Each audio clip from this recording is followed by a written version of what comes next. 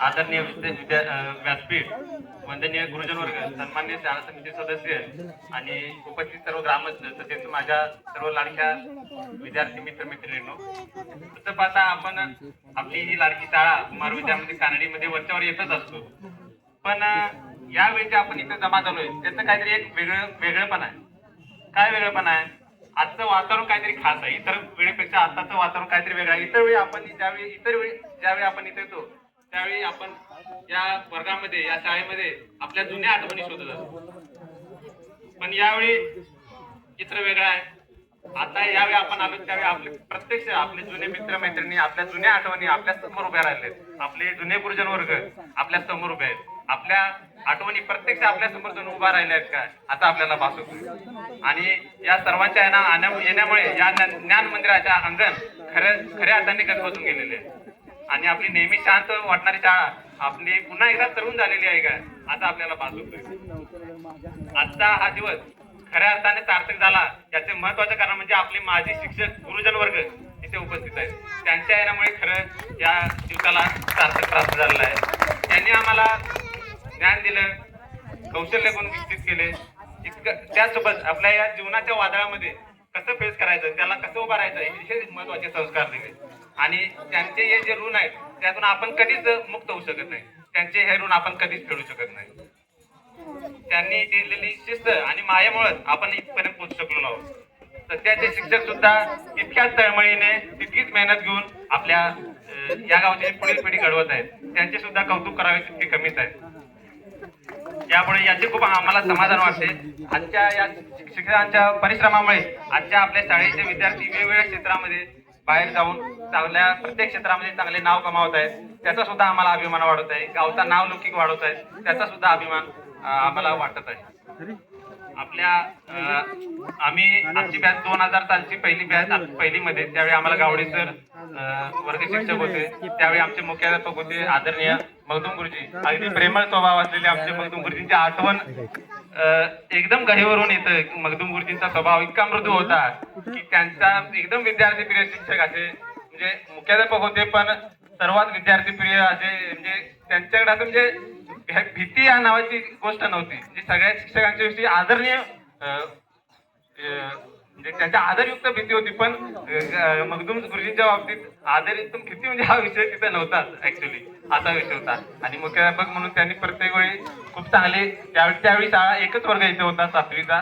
सुतार गुरुजीकडे असायच्या आणि खाली मगदूम गुरुजींच्या मार्गदर्शनाखाली खाली बाकी सर्ग होत चालले. त्यावेळी सुतार सर होते, डवरी गुरुजी होते, त्यानंतर गावडे सर इब्राहिमपूरचे आले, त्यानंतर वळवी सर, चंद्रकांत कांबळे गुरुजी त्यांनी डवरी गुरुजी यांचा विशेष उल्लेख यासाठी करावा लागतो की त्यांनी 4थी आणि 7वीच्या स्कॉलरशिपसाठी गावडे गुरुजींचंही त्याच्यामध्ये योगदान असेल. तर विशेष करून स्कॉलरशिपसाठी किंवा इतर कोणत्याही स्पर्धा परीक्षेसाठी त्यांचे जे योगदान आहे ते ह्या शाळेचे विद्यार्थी कधीच विसरू शकणार नाहीत. कारण सर्वांना त्यांनी अनुभूती घेतलेली आहे. प्रत्येक विद्यार्थ्यांनी विशेष करून डवरी गुरुजी आज उपस्थित आहेत. त्यांचे योगदान आता सर्व जुने विद्यार्थी सांगू शकतील. त्याच्यासोबत आदरणीय स्वर्गीय कांबळे गुरुजी ज्यांचं अपघाती दुःखद निधन झालं त्यांची या ठिकाणी मी आठवण काढू इच्छितो की त्यांचे खूपच आपल्या सर्व विद्यार्थ्यांवरून आहेत.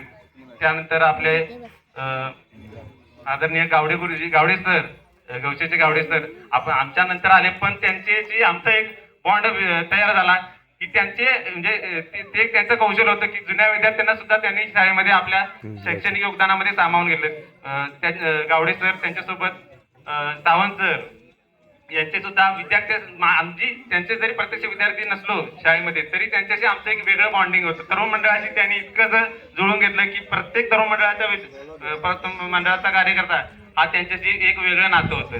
त्याच्यासोबत कला क्षेत्रामध्ये विशेष प्रावीण्य असलेले भंडारी सर यांचे सुद्धा खूप सहकार्य लाभलं.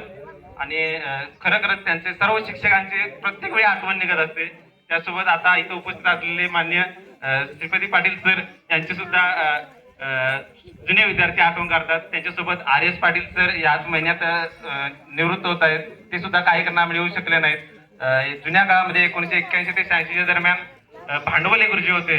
ते पण काही कारणास्तव घरगुती कार्यक्रमाच्या कारणास्तव आज उपस्थित राहू शकले नाही. तर त्यांची सर्वांची तीव्र इच्छा होती की इथे उपस्थित राहायचं काही करून. त्यासोबत वळवी सर पण उपस्थित राहणार होते पण त्यांच्या काही प्रशासकीय कामामुळे ते उपस्थित राहू शकले नाहीत.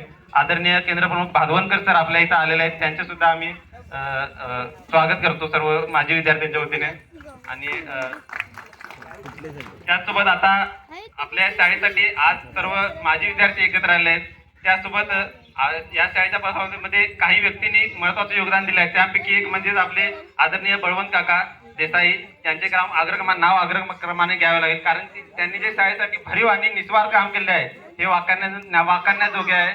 आणि सर्व माजी विद्यार्थ्यांसाठी, खास करून आम्हा माजी विद्यार्थ्यांसाठी जे आम्ही स्वतः इथे शिकलेलो आहोत, ते या शाळेचे विद्यार्थी नाही आहेत. त्यांचं पूर्ण शिक्षण बाहेर ठिकाणी बाहेर राज्यात बेळगावमध्ये कदाचित झालं असेल. त्यांनी मोठ्या पदावर काम केलं आहे, एअरफोर्स मध्ये मोठ्या पदावरती काम करून सेवानिवृत्त झाले आहेत. पण त्यांनी आपलं मूळ ठिकाण कानडी ह्याला कधी विसरलेलं नाही. आपलं मूळ ठिकाण, की आपण किती व्यक्ती मोठी झाली तरी आपल्या मुळाला धरून शेवटी राहणं हे तिथं स्वभाव असतो. आणि त्याला त्यांनी हे करून त्याने आपल्या मूळ त्या कानडी गावासाठी विशेष असं भरीव योगदान मागचं आता मी बघतोय मागील 10 ते 12 वर्ष ते कंटिन्यू आपल्या शाळेसाठी दर 2-3 महिन्याला त्यांची भेट असते. त्यांची कायम विचारपूस असते की शाळेसाठी काही कमी पडलं तरी कळवा. म्हणजे त्यांचे ते आम्हाला लाभले हे आपल्या गावासाठी खरोखर भाग्याची गोष्ट आहे. आणि त्यांच्यासारखे पाठीराखे आपल्या शाळेसाठी लाभले हे आपल्यासाठी भाग्याची गोष्ट आहे. तुमच्या शाळेवरील हे प्रेम आम्हाला नेहमीच समाजकारणाची एक नवी दिशा दाखवत आहे. बळवंतराव देसाई काकांचे कार्य आम्हाला नेहमी समाज करायची नवी दिशा दाखवते. आपल्या शाळेचे आणखीन एक वैशिष्ट्य म्हणजे आपले गावकरी नेहमीच सहकार्याची भावना ठेवली आहे. जसं की आपण मागील एका व्हिडिओमध्ये बघितलं असेल की आपल्या शाळेचं 15 शेडचं काम होतं आणि सरांनी फक्त एकच विनंती केली की आम्हाला अशी गरज आहे. फक्त एका रिक्वेस्टवर आपल्या गावकरी मंडळींनी भरीव असा निधी दिला. मला नेमकी रक्कम माहित नाही, पण भरीव असा निधी दिला. त्याखेरीज आता आपण बोलू शकतो की आपलं कौलांचं आणि सफाईचं काम होतं शाळेचं. पण शिक्षकांना सरांनी एकच सांगितलं, सर तुम्ही फक्त मुलांच्या शिक्षणावर फोकस करा. काही जी काम असेल मुलांना की कौलाला हात जाऊ देणार नाही आम्ही, सर्व कामं आम्ही करू. म्हणजे असे हे गावकरी आम्हाला लाभले हे सुद्धा आमचं भाग्य आहे. कारण त्यांच्या सक्रिय सहभागाशिवाय कोणतेच कार्य पूर्ण होऊ शकत नाही.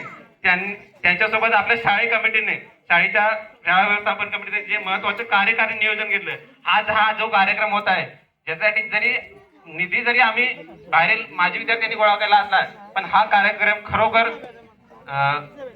संपन्न करायचं खरं कार्य कोणी केलं असेल तर आपल्या शालेय व्यवस्थापन समितीने त्यांचे यासाठी सर्वात भरीव योगदान या कार्यक्रम संपन्न होण्यामध्ये यशस्वी होण्यामध्ये शालेय व्यवस्थापन कमिटीचं त्यामध्ये योगदान आहे. आणि मुंबई पुणेकर तसेच गोवा स्थित आमच्या माजी विद्यार्थ्यांनी दिलेले आर्थिक योगदान हे सुद्धा सिद्ध करते की आपण किती जरी दूर गेलो असलो तर आपल्या मातीशी जी आपले नाळ जोडलेले आहे, आपल्या शाळेची जी ओढ आहे ती आपली नेहमीच कायम राहील.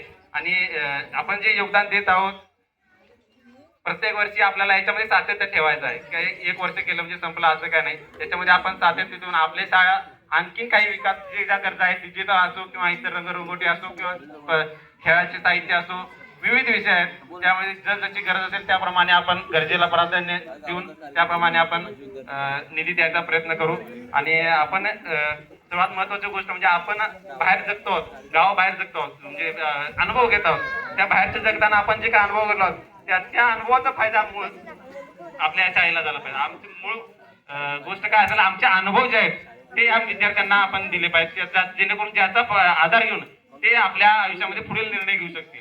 हा एक महत्वाचा विषय आहे. आणि आपण याचाच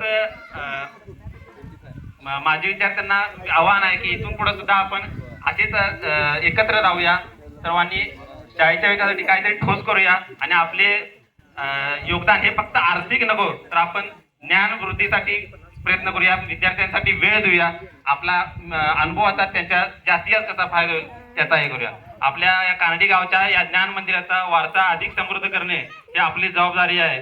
आणि ही प्रेम आणि साथ ही दरवर्षी अशीच कायम करूया अशी ईश्वरचरणी प्रार्थना करूया.